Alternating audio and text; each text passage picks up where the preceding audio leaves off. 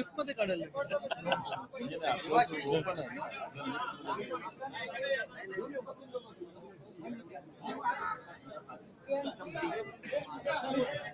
जयंतराव येत आहेत, जरा जयंतराव पाटील येत आहेत, 2 मिनिटं. हो ना, आमचं असतं सर, 4 चौघात असतं जे काय असतं ते. जाऊ द्या, जरा थांबा, जयंतराव येतात. नंतर लिफ्ट कोसळली.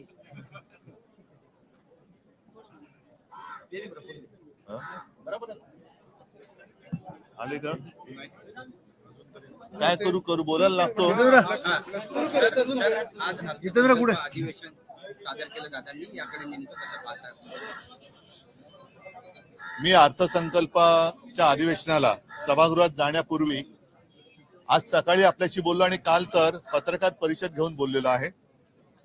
एकूणच गेल्या लोकसभा निवडणुकांमध्ये गेले 10 वर्ष भारतीय जनता पक्षाच्या आश्वासनांना आणि थापांना कंटाळून चिडलेल्या महाराष्ट्राने जो काही त्यांना दणका दिला, त्या दणक्याने आता यांचे डोळे थोडेसे किलकिले झाल्यासारखे वाटतायत. तरी देखील जनता यांच्या थापांवरती विश्वास ठेवेल असं मला काय वाटत नाही. महाराष्ट्रातली जनता ही सुजाण आहे, सज्ञान आहे आणि स्वाभिमानी आहे.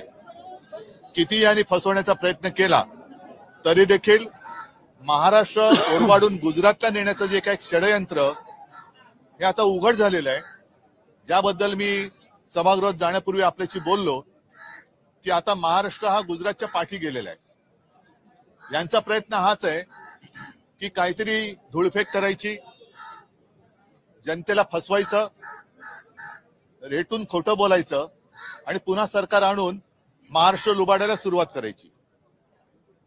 अनेकदा आपल्याला कल्पना असेल की निवडणूक आल्यानंतर अशा काही घोषणा केल्या जातात. आजचा हा अर्थसंकल्प म्हणजे आश्वासनांची अतिवृष्टी होती, त्याच्यामध्ये थापांचा महापूर आहे आणि सगळ्याच घटकाला आपल्या सोबत जोडून नेण्याचा एक खोटा प्रयत्न, ज्याला देवेंद्रजींच्या भाषेत खोटं नरेटिव्ह असंच या अर्थसंकल्पाचं एक वर्णन करावं लागेल. अर्थसंकल्पामध्ये आर्थिक तरतूद कशी करणार याचा कुठेही तसा उल्लेख नाहीये. माझी तर मागणी आहे किंवा आमच्या महाविकास आघाडीची मागणी अशी आहे की आजपर्यंत त्यांनी ज्या काही घोषणा केल्या गेल्या 2 वर्षात त्यापैकी खरोखर किती अंमलात आल्या याच्याबद्दल एक तज्ज्ञांची कमिटी नेमून निवडणुकीपूर्वी श्वेतपत्रिका जाहीर करावी. अनेक योजना अशा आहेत की ज्या घोषित झाल्या परंतु प्रत्यक्षात आलेल्या नाहीयेत. या अर्थसंकल्पाचं वैशिष्ट्य म्हणजे महिलांना जरा थोडासा एक मतदानात आपल्या बाजूला करून घेण्याचा एक प्रयत्न, केविलवाणा प्रयत्न केलेला दिसतोय. मी आधीच म्हटलं होतं की महिलांसाठी लाडकी लेक किंवा लाडकी बहीण ही योजना आणत असेल तर जरूर आणा, आम्ही स्वागत करतो. पण मुलगा आणि मुलगी असा भेदभाव करू नका. मुलींसाठी काही आणत असाल तर मुलांसाठी आणा. त्याच्याबद्दल कुठे तशी काही वाच्यता नाही आहे. माता भगिनींना तुम्ही हे जे काही देत आहात जरूर द्या, पण त्याच वेळेला परत एकदा सांगेन की आज राज्यामध्ये हजारो तरुण बेकार असताना घरी गेल्यानंतर ती माता भगिनी त्याला काय उत्तर देणार, या प्रश्नाचं उत्तर या अर्थसंकल्पात कुठेही दिसत नाही. म्हणजेच काय की रोजगार वाढीसाठी कुठेही उपाययोजना नाहीत. जे काय आहे ते रेटून न्यायचं. मी शेतकऱ्यांना वीज बिल माफ करा अशी मागणी केली होती, ती त्यांनी मान्य केली, पण शेतकऱ्यांना कर्जमुक्त करा ही मागणी त्यांनी काही मान्य केलेली नाही.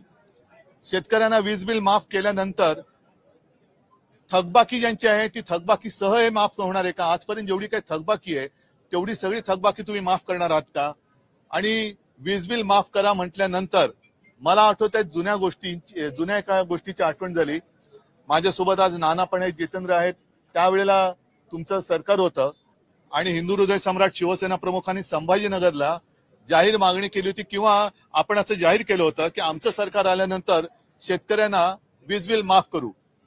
तत्कालीन मुख्यमंत्री सुशील कुमार शिंदे होते, ते तत्कालीन होते आणि त्यांनी तत्काळ ती मागणी मान्य करून निवडणुकीच्या आधी 0 रकमेची बिलं ही शेतकऱ्याला द्यायला सुरुवात केली.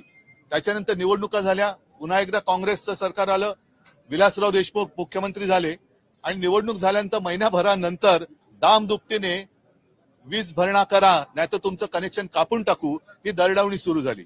मला असं वाटतं तशीच ही थोडीशी गोष्ट दिसते. कारण वीज बिल माफ केल्यानंतर इतर जे काही शेतकऱ्यांचे प्रश्न आहेत, बी बियाणं आहे, इतर शेतीचे अवजार आहेत, आम्ही आमच्या लोकसभेच्या वचननाम्यात म्हटलं होतं की या सगळ्यांवरचा जीएसटी आम्ही माफ करू.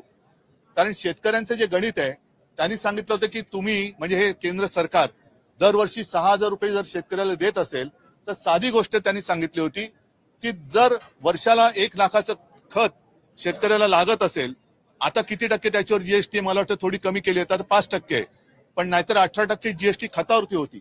म्हणजे काय, 1 लाखाचं खत विकत घेतलं तर 18,000 रुपये त्या खतापोटीच खताच्या रकमेतूनच सरकारकडे जमा होतात आणि 18,000 कोटीतून 6,000 कोटी तुम्ही देणार म्हणजे 12,000 हे आमचेच तुमच्याकडे बाकी आहेत. असे सगळ्यांवरती म्हणजे बी बियाणे असेल, खतं आहेत, काही जंतुनाशक फवारण्या आहेत, त्याच्यानंतर कृषी पंप आहेत, ही सगळी म्हणजे शेतकऱ्याला एका बाजूने लुटायचं आणि दुसऱ्या बाजूने उदारपणाचा आव आणायचा, हा सगळा आव हे सगळं ढोंग हे शेतकरी भोगतायत.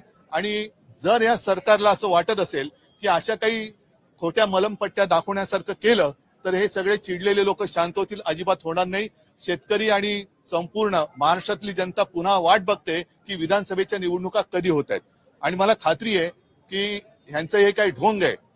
आपण दरवेळेला असं म्हणतो ना की लबाडा घरचं अवताण, जेवल्याशिवाय खरं मानायचं नाही, तर हे लबाडा घरचं अवताण आहे. या खोट्या गोष्टी आहेत आणि या सगळ्या थापा जसं अच्छे दिन आएंगे, 15 लाख रुपये येतील, आता कोणी त्याच्याबद्दल बोलत नाही. तसं निवडणूक झाल्यानंतर हे सांगतील, हे तर जुमले होते. माझं तर मत आहे की अर्थसंकल्प आहे का जुमला संकल्प आहे. त्या जुमलाबाजीला आता लोक भीक घालणार नाहीत. यांनी कितीही काही करण्याचा आव आणला तरी सुद्धा जनता याला फसणार नाही आणि जनता महाराष्ट्र लुटणाऱ्यांना पुन्हा एकदा निवडून देईल असं मला काय वाटत नाही.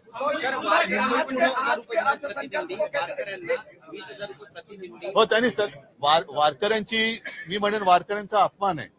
कारण ही संत परंपरा ही अत्यंत निष्प्रोपणे आपण जर का, कारण मी ती वारी एरियल फोटोग्राफी करताना पण पाहिले, प्रत्यक्ष वारीत चाललो पण आहे. त्यांच्याकडे त्यांचं सामान असं काही नसतं, देहभान हरपून ते विठू नामाचा गजर करत जात असतं. त्यांना पैशानी काही देणं घेणं नसतं. पण आता ती सुद्धा विकत घेण्याची परंपरा हे सुरू करते की काय. कारण हजारो वर्षांची ही परंपरा आहे, 700-800 ते 1000 वर्षाची. आजपर्यंत त्यांना कुठेही तशी काही कोणी गरज लागली, कारण त्यांचं सगळं काय असतं तो विठुराय आहे. म्हणजे अनेक वारकरी हजारो लाखोच्या संख्येने तिकडे जातात. मंदिरात त्यांना प्रवेश मिळत पण नाही, कारण एवढी गर्दी असते की मंदिरात जवळ पण ते जाऊ शकत नाही. पण त्या मंदिराचा कळस बघून त्याच्यात ते आयुष्य सार्थकी लागलं असं मानतात. त्यांना तुम्ही पैशाचा लोभ दाखवू शकत नाही. एक गोष्ट अशी आहे, मला वाटतं ते आणखीन कुठलं ते अल्पसंख्याकांचं मौलाना आझाद त्याची तरतूद वाढवली. म्हणजे या सरकारने आता हिंदुत्व सोडलं का? या सरकारने हिंदुत्व का सोडलं? निवडणुका तोंडावर आल्या म्हणून या सरकारने हिंदुत्व सोडलंय का? त्याची तरतूद त्यांनी वाढवली, मग यांनी सुद्धा हिंदुत्व सोडले.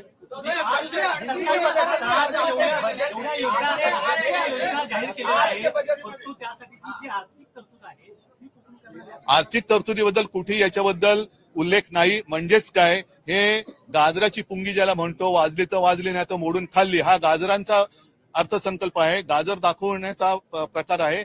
आर्थिक तरतूद याच्यामध्ये कुठेही दाखवलेली नाहीये. आणि त्याच्याबद्दल आम्ही जशी माहिती आम्हाला मिळेल तसतसं येत्या काही दिवसांमध्ये सगळ्यांची सल्लामसलत करून आम्ही त्याच्यावरची मतं मांडूच. पण आर्थिक तरतूद कुठून आणणार? मोदी देणार आहेत का पैसे? मोदी पैसे देणार आहेत का? जर देश, माझं राज्य कर्जबाजारी होत असेल, त्याच्यामध्ये रोजगाराची नवीन संधी उपलब्ध होत नसेल, तर मोफत तुम्ही शिक्षण द्या, मोफत घरामध्ये पैसे द्या, पण करता करविता ज्याला म्हणतो, कर्तेपणा, हा महाराष्ट्राच्या रगारगात आहे. महाराष्ट्र स्वाभिमानी आहे. महाराष्ट्रामध्ये कर्तबगार पुरुष आणि कर्तबगार महिला ही महाराष्ट्राची संस्कृती आणि महाराष्ट्राची परंपरा आहे.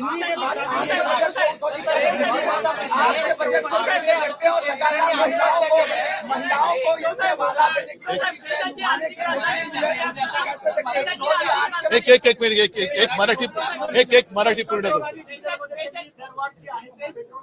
देशाची आर्थिक राजधानी मुंबई असताना महाराष्ट्र राज्य दरडोई उत्पन्नात 6व्या क्रमांकावर गेलेला आहे. अरे थांब ना, हा प्रश्न विचारतो ना, जरा थांब ना. देशाची आर्थिक राजधानी मुंबई असताना महाराष्ट्र राज्य दरडोई उत्पन्नामध्ये 6व्या क्रमांकावर गेलेला आहे. कशा बघता राज्यामध्ये नाही काय धंदे चालू ह्या आहेत? हे सगळं बघताना फार यातना होत आहेत, फार वेदना होते. आम्ही त्याच्याबद्दल नक्कीच सरकारला जाब विचारू, पण मी आज उघड जसं मी जनतेचं न्यायालय म्हणतो तसं महाराष्ट्रातल्या जनतेला आवाहन करतोय की आपल्या डोळ्यात देखत महाराष्ट्र ओरबाडला जातोय, महाराष्ट्र लुटला जातोय. अगदी गुजरात पुढे गेला म्हणून पोटदुखी नाहीये, पण महाराष्ट्र कर्तबगार असताना इतर राज्यांपेक्षा मागे जाऊच कसा शकतो? आज महाराष्ट्र संपूर्ण देशात 6व्या 7व्या क्रमांकावरती गेलेला आहे. मग महाराष्ट्रातलं ते सगळं कर्तृत्व गेलं कुठे? आणि असा हा महाराष्ट्र एका बाजूने खाली जात असताना पुन्हा त्याला आणखीन खाली ढकलण्यासाठी या सोयी सुविधांची खिरापत वाटल्यासारखं दाखवून परत जर काही निवडून येण्याची स्वप्न बघत असतील तर मला नाही वाटत महाराष्ट्र यांना पुन्हा निवडून देईल. कारण महाराष्ट्र लुटला जातोय आणि महाराष्ट्र लुटणाऱ्यांना आणि लुटणाऱ्यांना मदत करणाऱ्यांना महाराष्ट्र पुन्हा निवडून देणार नाही. कैसे देखते हैं किस तरीके से महिलाओं को लुभाने की कोशिश हुई है, खास करके ये वोटिंग. अरे थांब, एक बार मराठी पुऱ्या होऊन दो. चलो. 4 महिन्यात या चालू वर्षात 838 शेतकऱ्यांनी आत्महत्या केल्या आणि त्यातल्या फक्त 104 लोकांनाच मदत आतापर्यंत सरकारकडनं मिळालेली आहे. किती एक भयानक स्वरूप हे पाहायला मिळालं. ही भीषणता आणि हे भीषण वास्तव हे फार भीषण म्हटल्यानंतर भयानक आहे. आणि म्हणूनच मी म्हटलं की मी सभागृहात जाण्यापूर्वी आपल्याशी बोललो होतो की शेतकऱ्यांना वीज बिल माफ करा. त्यांनी ते वीज बिल माफ केल्यासारखं दाखवलंय, पण किती काळ राहणार आहे, थकबाकीचं काय होणार आहे? आणि ज्यांनी आजपर्यंत आत्महत्या केले त्यांची घरं उजाड पडलेत. या शेतकऱ्यांना आपत्कालीन मदत ही पोहोचलेली नाहीये. पंचनाम्यांची थोतांड आणि पंचनाम्यांची नाटकं झाली पण मदत काही पोहोचत नाही. कर्जबाजारी शेतकरी जो झालेला आहे त्याच्यासाठी तुम्ही काय दिलासा देणार आहात? त्याच्याबद्दल काही उल्लेख नाहीये. बोगस बी बियाणं हा एक विषय असतो. बी बियाण्याच्या वाढत्या किमती, खतांच्या वाढत्या किमती आणि त्याच्यानंतर सगळ्यात महत्वाचा की पीक आल्यानंतर हमी भावाचं काय? जर माल पडून राहणार असेल, मगाशीच कोणीतरी म्हटलं की दूध उत्पादक शेतकऱ्यांनी आज आंदोलन केलं. काल तर मला माहिती मिळाली की दुधाची भुकटी सुद्धा आता आयात केली जाते. इन्कम त्याच्यावरती ड्युटी कमी किंवा माफ करून सूर्यफुलाचं तेल आयात केले जाते. म्हणजे कांदा निर्यात जो निर्यातदार आहे, शेतकरी आहे, त्यांची निर्यात बंद आणि त्याला वीज बिल माफ. पिकलंय ना सगळं. तुम्ही एक गोष्ट करून चालणार नाही. वीज बिल माफ केलं तर त्याच्यानंतर ते जे काय उत्पन्न येईल, पीक येईल, त्याच्या पुढे त्याला किंमत कशी देणार? आणि परत एकदा सांगतो की अगदी मोफत शिक्षणाची सोय जरी केली तरी शिकल्या सवरलेल्यांना पुढे त्या शिक्षणाचं करायचं काय? कारण शिकल्यानंतर परीक्षा द्यायला गेल्यानंतर पेपर लीक होणार असेल तर त्या शिक्षणाचा उपयोग काय? आणि मग परत नोकरीचं काय? म्हणजे थोडक्यात की असं हे सरकार करू इच्छिते की महाराष्ट्रातलं प्रत्येक घर हे मोदींवरती अवलंबून राहायला पाहिजे. मोदी तुम्हाला दरमहा काय देतील ते देतील, घ्या आणि गपरा. मला वाटतं नाना आता थोडी हिंदी में बात करू पहिलं नाना.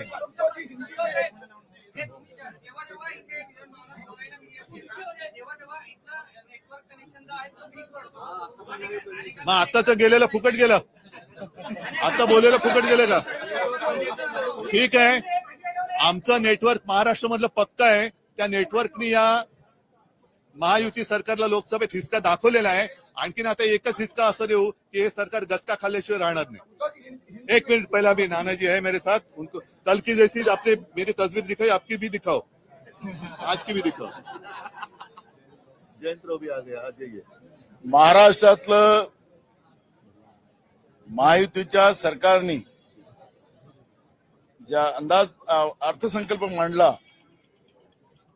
तो फक्त घोषणाचा पाऊस होता. महाराष्ट्रामध्ये अजून जवळजवळ 12-13 जिल्ह्यामध्ये पाऊस पडला नाही. जून महिना पूर्ण संपत आला. शेतकरी आभाळाकडे बघतोय, पाऊस केव्हा पडेल. त्यांना दुबार पेरणी करावी लागली. पण महाराष्ट्राच्या विधानसभेमध्ये हेकू सरकारने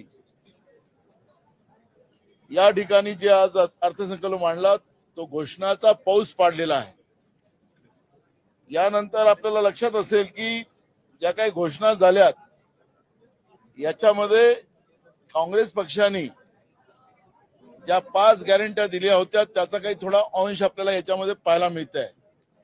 त्याच्यामध्येही एक गोष्ट आपल्याला पाहायला मिळाली की आम्ही महिलांना दर महिन्याला 8,500 रुपये देणार होतो, पण या सरकारने 1,500 रुपयाची घोषणा केली. म्हणजे 7,000 रुपयाचं कमिशन. हे कमिशन खोर सरकार आहे. जसं कर्नाटकचं येदियुरप्पाचं सरकार आहे 40% कमिशन वालं होतं, तसं हे सरकार एकनाथ शिंदे आणि फडणवीस भाजपनी सरकार हे 60% कमिशनचं सरकार आहे. आणि म्हणून या महागाईच्या काळामध्ये 1,500 रुपये देऊन महिलांना त्यांना एक प्रकारे फसवण्याचा प्रयत्न राज्याच्या सरकारने केलेला आहे. दुसरं आमची मागणी होती की तेलंगणामध्ये काँग्रेसचं सरकार आहे, या सरकारने सगळ्या शेतकऱ्यांचं कर्ज सरसकट माफ केलं आणि त्याचप्रमाणे महाराष्ट्रामध्ये सुद्धा शेतकऱ्यांचं सरसकट कर्ज माफ व्हावं ही मागणी उद्धवजी असतील, जयंतराव असतील, मी असेल, आम्ही सगळ्यांनी महाविकास आघाडी म्हणून आम्ही मागितलेली होती. सरकारने शेतकऱ्यांच्या तोंडाला पानं पुसलेलं आहे. इलेक्ट्रिक बिलाच्या बद्दलची सुद्धा मी आपल्याला सांगतो की शेतकऱ्यांची फसगत करण्याचा एक प्रयत्न घोषणेच्या माध्यमातून राज्याच्या सरकारने केलेला आहे. नोकऱ्यांच्या बद्दलचा मेगा भरतींचा याचा उल्लेख, कुठलाही नोकऱ्यांच्या बद्दलचा उल्लेख सुद्धा या ठिकाणी केला गेला नाही. राज्यामध्ये एमपीएससीची पदं मोठ्या प्रमाणात खाली आहेत.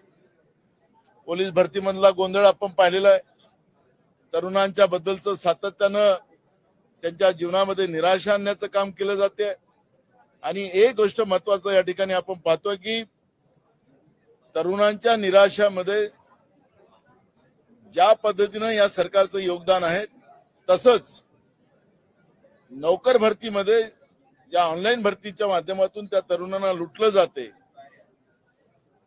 ते आम्ही आता पुढच्या काळात करणार नाही असं कुठं सांगायला तयार नाही, पण तरुणांना आम्ही लुटू अशा पद्धतीची भूमिका या ठिकाणी आपल्याला पाहायला मिळते. हा पोकळ आणि निवडणुकीचा जुमल्याचं हा अर्थसंकल्प आहे.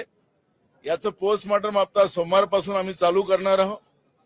याच्यामध्ये आपण पाहिलं असेल की पहिल्यांदा हा अर्थसंकल्प असा आपण महाराष्ट्रातला पाहतोय की अर्थमंत्र्यांनी विभागनिहाय आपल्याला त्या ठिकाणी कुठल्याही घोषणा करताना नाही पाहिल्यात. मोगम असा हा बजेट पहिल्यांदा महाराष्ट्राच्या इतिहासामध्ये आपण पाहतोय. नाही तर बांधकाम विभागाला किती देणार, एज्युकेशनला किती देणार, कुठल्याही पद्धतीचं कृषी विभागाला काय देणार, इरिगेशनला काय देणार, या बजेटमध्ये आपल्याला कुठेही विभागनिहाय अर्थमंत्र्यांच्या भाषणामध्ये उल्लेख आपल्याला पाहायला मिळाला नाही. आम्ही हे पुस्तक पाहिले, त्या पुस्तकामध्ये पण नाही. यांनी सांगितले की उच्चस्तरीय आम्ही एक टीम बनवू, तिचा सुसूत्रीकरण आणणं, योजना राबवणं. जसं आता उद्धवजीने सांगितलं त्याप्रमाणे आतापर्यंत या सरकारने केलेल्या घोषणेची किती अंमलबजावणी झाली त्याची श्वेतपत्रिका जाहीर करावी. हे सरकार राज्याच्या जनतेची दिशाभूल महाराष्ट्राच्या या सर्वोच्च लोकशाहीच्या मंदिरामध्ये करताना यांना थोडीशी तरी आहे की नाही असा हा प्रश्न या ठिकाणी निर्माण होत आहे. आणि म्हणून या सरकारने हे सुसूत्रीकरणाचं म्हणजे काय, यांच्या सरकारमधलं सुसूत्रीकरण की भ्रष्टाचारामध्ये राज्याच्या जनतेच्या पैशाची लूट ज्या पद्धतीने या लोकांनी माजवलेली आहे त्याच्याबद्दलचं सुसूत्रीकरण, याचं स्पष्टीकरण यांना द्यावं लागेल. असा बोगस आणि पोकळ अर्थसंकल्प हा महाराष्ट्राच्या इतिहासातला पहिला आहे असं म्हटलं तर वावगं ठरणार नाही. आणि म्हणून आजच्या या अर्थसंकल्पाला महाराष्ट्राच्या जनतेची दिशाभूल करणारा हा अर्थसंकल्प आहे असं आमचं मत आहे. आणि म्हणून महाविकास आघाडी म्हणून अशा या फेकू आणि जुमलेबाज अर्थसंकल्पाचा आम्ही विरोध करतोय. मी तुम्हाला सांगितलं ना की आम्ही 8,500 रुपये महिलांना देण्याचं आम्ही जाहीर केलं होतं, आमच्या गॅरंटीमध्ये होते. त्याच्यातले 1,500 हे देतात आहेत. आम्ही युवकांना म्हणालो जसं उद्धवजी म्हणाले त्या आम्ही त्यांना पण देत होतो, पण याच्यामध्ये फक्त 1,500 रुपये देतात आहेत. म्हणजे 7,000 रुपयाचं कमिशन. हे कमिशन खोर सरकार आहे. म्हणजे यांना आमची नक्कल करायलाही गेलेत पण हे ओरिजिनल नक्कल नाही करू शकलेत. आम्ही देण्यासाठी निघालो होतो, हे घेणारे लोक आहेत. त्यामुळे यांना यांचं वास्तविक चित्र या सरकारचं आपल्याला या ठिकाणी पाहायला मिळालेलं आहे. शेतकऱ्यांच्या विद्युत बिलामध्ये सुद्धा मोठा गोंधळ आपल्याला पाहायला मिळणार आहे. हे सांगतात की आम्ही जी आपल्या इलेक्ट्रिक विभागाची लाईन जी आहे ती द्यायला आम्ही आता कटिबद्ध नाही, सौर ऊर्जेच्या माध्यमातून आम्ही ही लाईन करू. म्हणजे आता ते केव्हा करणार, काय करणार, शेतकऱ्यांचे अर्ज पडलेले आहेत त्याच्याबद्दल सरकारची भूमिका स्पष्ट नाही. त्याला तरतूद काय त्या पद्धतीची भूमिका नाही. मी मगाशी मुद्दामून सांगितलं की पहिला असा अर्थसंकल्प आहे. आता स्वतः जयंतराव अर्थमंत्री राहिलेले आहेत, ते पण त्याच्यावरचं स्पष्टीकरण सांगतील आपल्याला की विभागनीय आपण अर्थसंकल्प मांडतो, पण या सरकारचं बोगसपणा आपल्याला इथं स्पष्ट होत आहे की हे सरकार विधानसभेच्या माध्यमातून या सर्वोच्च लोकशाहीच्या मंदिरातून महाराष्ट्राच्या जनतेला, महाराष्ट्राच्या जनतेची दिशाभूल करते आहे असं चित्र आपण पाहतोय. जयंतराव नंतर एकदा आघाडी बोलू दे. आपल्या महाराष्ट्राचं बजेट आज मांडण्यात आलं. देशातल्या लोकसभेचा फटका एवढा मोठा आहे की एक म्हण आहे, चादर लगी फटने खैरात लगी बटने.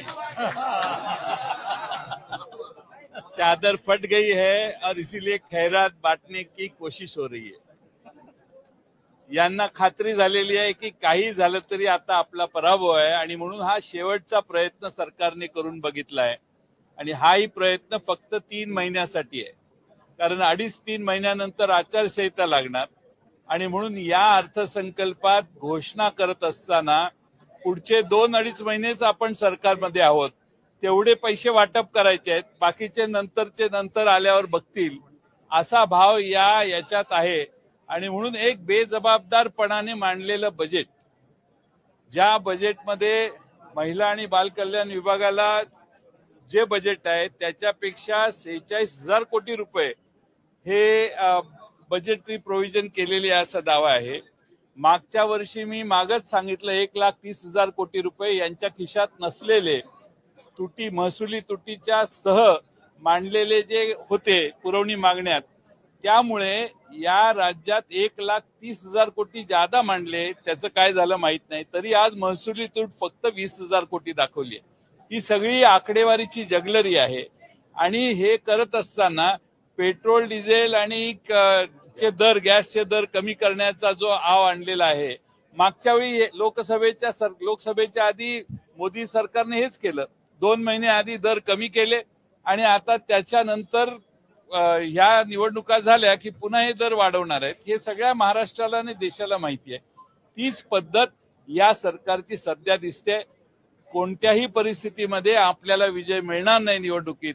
मग आता शेवटचा प्रयत्न पैसे वाटण्याचा करा. आणि हे पैसे वाटत असताना जसं नाना पटोले यांनी सांगितलं की काँग्रेसच्या जाहीरनाम्यात 8,500 रुपये होते, पण यांनी फक्त 1,500 रुपयाचीच दानत दाखवली. म्हणजे महाराष्ट्रातल्या महिलांना तुम्ही आधार देण्याचा प्रयत्न करताय तर तो आधार सक्षमपणाने द्यायला पाहिजे होता, पण काहीतरी दिलंय याचा साधारणपणे वातावरण निर्माण करण्याच्या पलीकडे कोणतंही पाऊल पडत नाही. माझ्या मते हा अर्थसंकल्प हा फक्त घोषणा करून ठराविक वर्गाला प्लीज करणं आणि आपल्या पराभव जो मागच्या लोकसभेत झालेला आहे, जो प्रचंड महाराष्ट्रातल्या जनतेने केलेला आहे, त्या पराभवातून काही प्रमाणात वाचण्याचा प्रयत्न या निमित्तानं या सरकारने केलाय. आपल्याला मी एक पॅराग्राफ वाचतो आणि तो पॅराग्राफ वाचल्यावर तुमच्या ह्या बजेटचं सार लक्षात येईल. पॅरा नंबर 101 मध्ये त्यांनी पॅराग्राफ मध्ये असं सांगितलेलं आहे, अनेक योजना जाहीर केल्या, त्या योजनांचा म्हणजे आमच्या सहकार कायद्यात शेवटी खाली असतं की वरीलपैकी जे काही नसेल ते करण्याचा अधिकार आम्हाला आहे. तसं हे पॅरा शेवटचा जवळपास आहे 101 नंबरचा. मी आपल्याला पॅराग्राफ वाचून दाखवतो. म्हणजे मी आज बजेट जे मांडलेलं आहे ते बजेट असंच मांडलेलं आहे. आता सुसूत्रीकरण आम्ही नंतर करणार आहोत. म्हणजे त्याचं मूल्यमापन आम्ही योजना केलेल्या आहेत, त्याचं मूल्यमापन न करता आम्ही योजना जाहीर केलेल्या आहेत असा याचा अर्थ होतो. मी वाचतो. I have announced ambitious new schemes for various sections of society in this budget. It has been decided to form a high-level committee to evaluate the schemes and to rationalize them so that the benefits reach directly to the eligible beneficiaries in the state. याचा अर्थ मी असा काढतो की याचं मूल्यमापन न करता या जाहीर घोषणा गडबडीत केलेल्या आहेत. आता एक कमिटी बसणार, त्याचं मूल्यमापन करणार आणि मग याच्यात कशी कटौती करता येईल आणि कशा पद्धतीने मग कारण दाखवून, म्हणजे तुम्ही अमक्याच कागदपत्र भरा, अमकेच कंडिशन्स काढा, कंडिशन्स वाढतील आणि मला खात्री आहे की या पद्धतीचा जे जाहीर केलेला आहे त्यातल्या कोणत्याही गोष्टी फलद्रूप होणार नाहीत.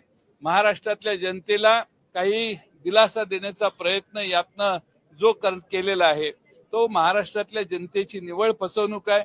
महाराष्ट्राचे MSEB बोर्ड जे आहे त्याची थकबाकी किती आहे आणि त्या बाबतीत खरं म्हणजे मागच्या थकबाकीला माफ करणं हा जर निर्णय झाला असता तर त्याचं मोठं स्वागत महाराष्ट्रातल्या जनतेने केलं असतं. आता इथून पुढे यांचं राज्य 2 महिने आहे तर पुढची सुपारी घेणं हे जबाबदारपणाचं लक्षण नाही. म्हणून मी मगाशी सांगितलं की मागं काय आहे, MSEBच्या समोरचे प्रश्न काय आहेत याच्याबद्दल कुठेही भाषणात त्याचा उल्लेख नाहीये. पण पुढे मी अमकं करणार आहे म्हणतात, यालाच मी म्हणतो की हे बेजबाबदारपणाचं लक्षण आहे. त्यांनी जर बजेटमध्ये सांगितलं असतं की एवढी जबाबदारी आमच्यावर ऑलरेडी आहे महाराष्ट्र सरकारवर, जी आम्हाला महाराष्ट्र सरकारच्या वतीनं त्यांना द्यायची आहे, तर मग मी समजू शकतो किंवा थकबाकी एवढी आहे याची वसुलीची हे कार्यक्रम आहेत. त्या सगळ्या गोष्टीवर पांघरून घालून नवी जबाबदारी 14,000 कोटी रुपयाची म्हणतायत, पण मला वाटत नाही ती 14,000 कोटीवर थांबेल. किमान 28 ते 30,000 कोटी रुपये हे या योजनेसाठी लागतील. म्हणून मी वारंवार सांगतोय हे बजेट फक्त 2-2.5 महिन्याचं आहे. हे सत्तेतून बाजूला गेल्यानंतर आम्ही ज्यावेळी सत्तेत येऊ त्यावेळी अशा गोष्टी आणि या सगळ्या संदर्भात आम्हाला महाराष्ट्रातल्या जनतेला दिलासा देण्याचं काम पुढे करायचंच आहे. ते आम्ही योग्य त्या पद्धतीनं व्यवस्थितपणानं करू. आणि एक शेवटचा आणखीन एक मुद्दा मी मांडू और हिंदी में भी मांडू. वारकरी दिंडींना अनुदान देण्याची घोषणा केलेली आहे. छत्रपती शिवाजी महाराजांनी देखील तुकोबारायांना नजराना पाठवलेला होता. त्यावेळी तुकोबारायांनी स्पर्श न करता तो परत पाठवला, त्यांचे आभार मानले.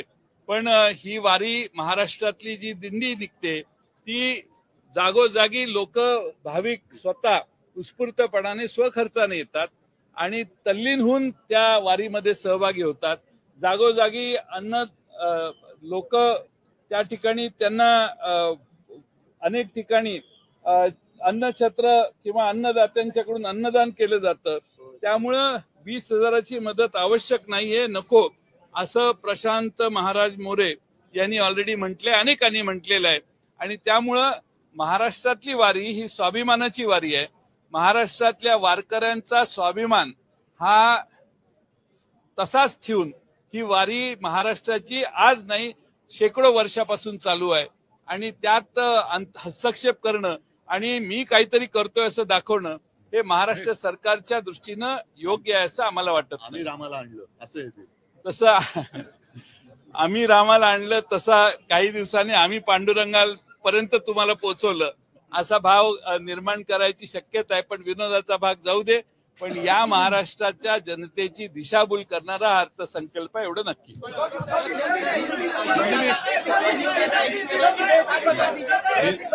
एक ही जयंतराव जी ने जो कहा वो एक ही लाइन हिंदी के लिए काफी है. क्या कही आपने बात? चादर लगी फटने, खैरत लगी बांटने. तो एक ही लाइन पूरी काफी है. नहीं, सारी बातें मुझे लगता है कि सारी बातें विस्तार से हुई है. और महिलाओं को लगातार इस तरीके से वादे दिए गए, वो लुभाने की कोशिश कर रहे हैं. लेकिन महाराष्ट्र की महिला स्वाभिमानी है आणि मला असं वाटतं जिजाऊचा हा महाराष्ट्र आहे, सावित्रीबाई फुलेंचा महाराष्ट्र आहे. अनेक महिला, कर्तबगार महिला आपल्या राज्यात होऊन गेल्या, त्या यांच्या ह्या फसवणुकीला काही बळी पडणार नाही.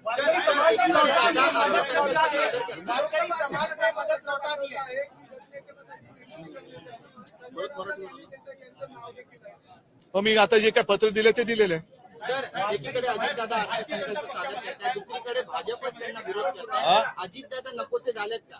ते आजच्या अर्थसंकल्पात त्याचा कुठेही उल्लेख नाहीये. कारण अर्थसंकल्प त्यांना म्हणूनच त्यांनी तो मांडायला लावला असेल, कारण असा फसवणुकीचा अर्थसंकल्प त्यांच्याकडनं मांडून घेतल्यानंतर ते बोलू शकतील उद्या आम्हाला हे नको. चला, धन्यवाद. जय हिंद, जय महाराष्ट्र.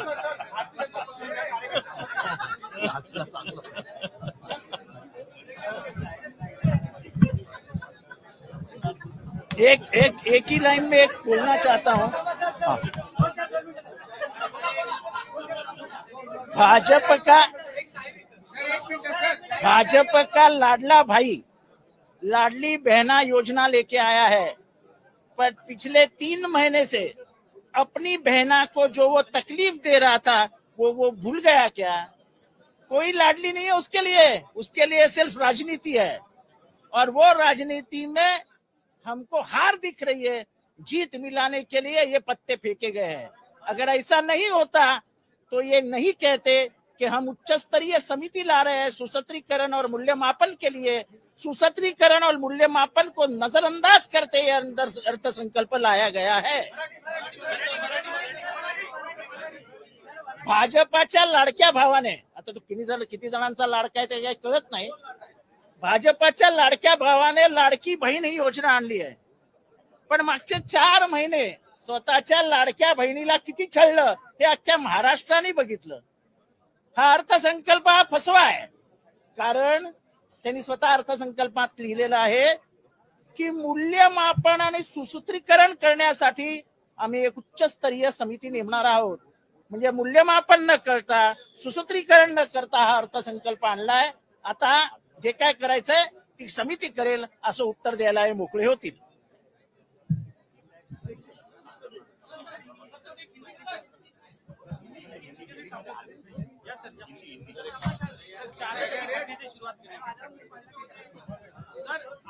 आता फक्त हिंदी, आता फक्त हिंदी. सरकार का कहना है आज का बजट जनता का बजट है, आप लोग क्या मतलब करू का सुरू? सर, एकच मिनिट.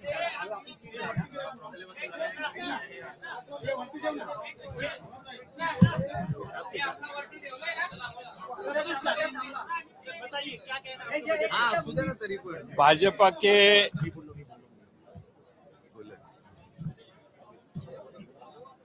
ये आज का जो बजट पेश किया गया है, पिछले महीने में 10-15 दिन के पहले जो लोकसभा का चुनाव महाराष्ट्र में हुआ, उसमें भाजपा और उनके मित्रों की करारी हार हो गई. ये सब पूरे देश ने देखा. महाराष्ट्र की जनता भाजपा और उनके मित्र पक्षों के खिलाफ है, ये पूरे देश ने देखा. और अभी आने वाले विधानसभा के चुनाव में कुछ घटकों को खुश करने का प्रयास, आखिरी प्रयास मैं कहूंगा, आखिरी दाव मैं कहूंगा, ये खेलने की कोशिश आज इन्होंने की है. हमें एक वाक्य है, चद्दर लगी फटने, खैरात लगी बटने. ये चादर फट गई है और अब खैरात इतनी बांटने की कोशिश हो रही है, और ये खैरात सिर्फ 2 महीने के लिए, 3 महीने के लिए है. मुझे पूरा यकीन है कि कोड ऑफ कंडक्ट लगने के बाद ये सारी चीजें ठप हो जाएंगी, और इसीलिए जुलाई में, अगस्त में और सितंबर में 3 महीने के लिए और ज्यादातर अक्टूबर तक ये पैसे बांटने की कोशिश लगातार करते रहेंगे. आज का जो बजट है उसमें जो उन्होंने घोषित किया है, वो घोषणा करते हुए अब जैसे कि मुंबई शहर और उपनगरों में पेट्रोल और डीजल का टैक्स कम किया, बढ़ाया क्यों था? तो इंफ्रास्ट्रक्चर को फंडिंग करने के लिए. तो उस फंडिंग के लिए इनके बजट में कोई प्रावधान नहीं है. टैक्स कम करना इसका स्वागत है, लेकिन किस लिए लगाया था? तो ये मुंबई के आसपास जो इंफ्रास्ट्रक्चर इम्प्रूवमेंट किया है, कर रहे हैं, करने वाले हैं, उसके लिए वो पैसा जो है वो उस किट्टी से जाता था. अब उसका प्रावधान किस तरह से करने वाले, इसके ऊपर बजट में कोई लिखा गया नहीं है. ये बजट में 101st पैराग्राफ में लिखा है कि सारी ये योजना मैं पेश कर रहा हूँ, इसका फिर एक बार संतुलन के लिए अभ्यास होगा, उसकी स्क्रूटिनी होगी और फिर एक बार रैशनलाइजेशन, अगर कोई इरेशनल स्कीम मैं पेश कर रहा हूँ तो ये सारे स्कीमों की रैशनलाइजेशन करने के लिए कमेटी हम गठित करेंगे और वो जो कमेटी गठित होगी वो रैशनलाइजेशन करेंगे। इसका मतलब जो योजना आज पेश की गई है उसमें से कोई भी योजना ये कमेटी ने मान्य करने के बाद ही काम चालू होगा। अब जुलाई में और अगस्त में और सितंबर में वो पैसे जरूर बांटेंगे, लेकिन ये कमेटी का रिपोर्ट अक्टूबर नवंबर में आएगा। अगर ये सरकार वापस आई तो ये सारी योजनाएं बंद करने का भी प्रयास उस कमेटी के रिपोर्ट के आधार पे कर सकते हैं। और इसीलिए ये बजट जो है ये सिर्फ लोगों को लुभाने के लिए और कुछ घटकों को फिर एक बार विश्वास दिलाने की कोशिश सरकार की है। लेकिन हमारी जानकारी है कि पूरे महाराष्ट्र में सरकार के खिलाफ जो मतदाता गए हैं वो बहुत ताकत से आने वाले चुनाव में इनके खिलाफ काम करेंगे। तर एक चीज आहे, महिलाओं को लाडली बहना उन्हीं का सरकार है। और ये बजट में बहुजन समाज,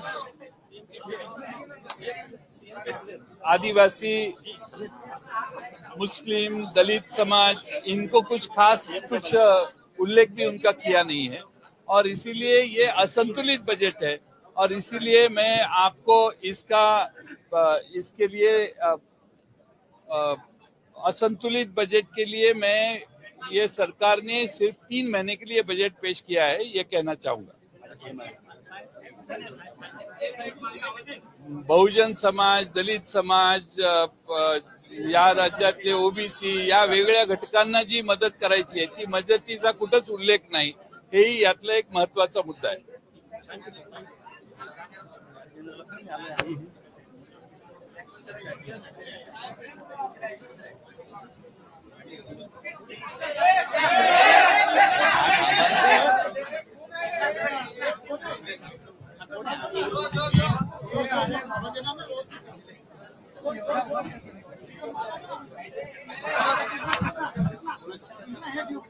या पहिले तुम्ही या, मी तिकडे